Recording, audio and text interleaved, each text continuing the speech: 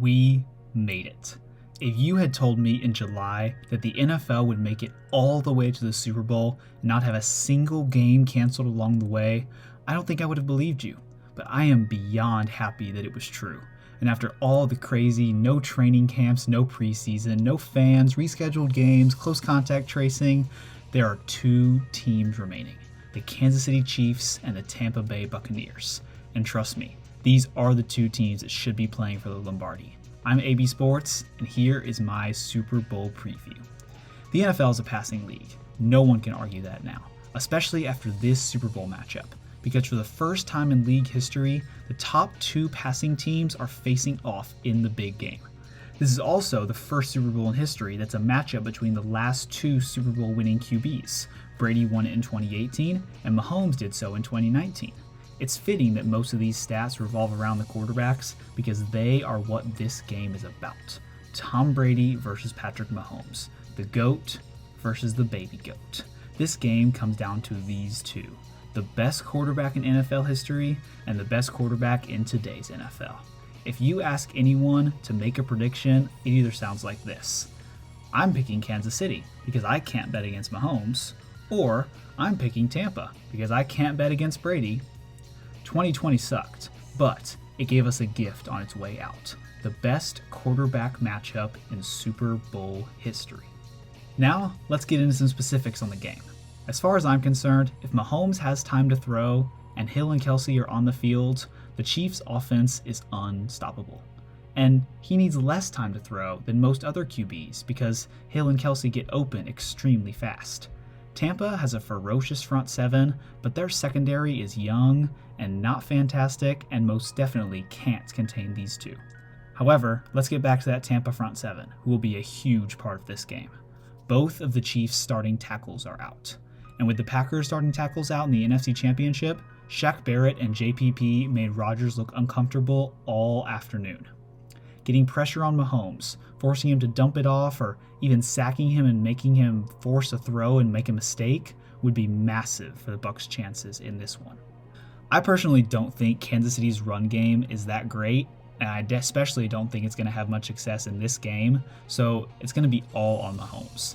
Vita Vea is the best run-stuffing nose tackle in the game, and Devin White is the league's fastest linebacker, who has insane instincts and takes out running backs on the outside.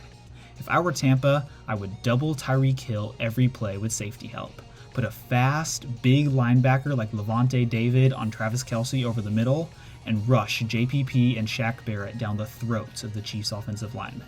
It would basically be like saying, we're going to make them beat us by off-balance Mahomes throwing it to Byron Pringle and Darrell Williams. But then again, if doing this was as simple as saying it, someone would have stopped the Chiefs by now. I just outlined what Tampa can do to slow down the KC offense, but I still don't think it's going to happen. If Kansas City scores under 30 points, I'll be shocked. That means it's going to be up to Brady and this offense to win the game. A lot of people in history have said that sentence when talking about the Super Bowl, and in most of them, he came through. The Tampa offensive line has done a fantastic job of keeping Brady upright all season, even though he is known for his quick release. They'll have to keep that up against Frank Clark and Chris Jones, who is one of the best interior pass rushers this side of Aaron Donald. The biggest factor in Tom Brady's decision to come to Tampa had to be the Bucs' offensive weapons: Mike Evans and Chris Godwin.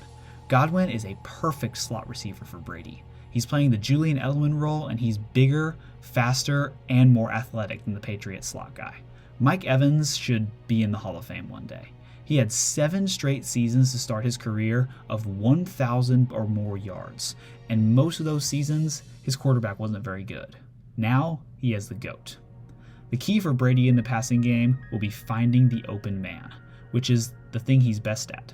The Bucs have a plethora of receiving talent outside of Godwin and Evans: Antonio Brown, Rob Gronkowski, Scotty Miller, Cameron Brate, Leonard Fournette, and even rookie Tyler Johnson's been making some big plays in the postseason.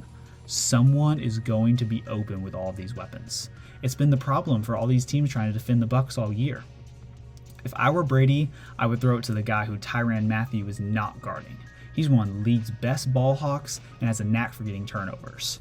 And I assure you, Tom, if you throw 3 interceptions, Patrick Mahomes isn't going to go 3 it out after each one like Aaron Rodgers did in the NFC Championship. All right, prediction time. I do not think the Chiefs defense can stop the Bucs offense. They just have too many weapons. I also do not think the Bucs defense can stop the Chiefs offense, which is too dynamic.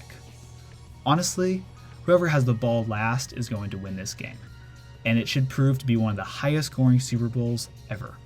But I have to make a prediction, and if the Chiefs get the ball down by a single score late in the fourth quarter, I have the utmost faith in Patrick Mahomes to get the job done. I can't say the same about Brady. I think that Mahomes knows that if he loses this game, he will fall to 0-2 all time against Brady in the playoffs and drop to 1 compared to 7 in Super Bowl titles. Both seem like insurmountable all-time deficits, but he's not going to let that happen. The Kansas City Chiefs will win Super Bowl 55 by a score of 34-31, and Patrick Mahomes will be the game's MVP. I hope everyone that watches this video enjoys the Super Bowl tomorrow, and thanks for watching.